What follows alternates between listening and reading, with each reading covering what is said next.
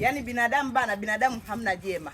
Upange shida, ujenge tabu. Nataka niwape story kidogo. Kuna kakaangu mmoja wakati amepanga kwenye nyumba, hakuwa na shida yoyote. Mungu akambariki akapata pesa, akajenga nyumba yake.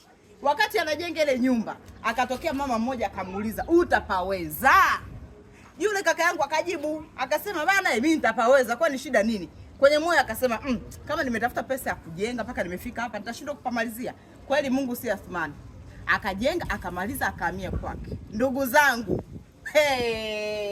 bora upate ekaeka kwenye nyumba ya kupanga kuliko kupata ekaeka kwenye nyumba uliyojenga wewe. Ana miezi 7, lakini nikikwambia maisha anayoishi sasa hivi.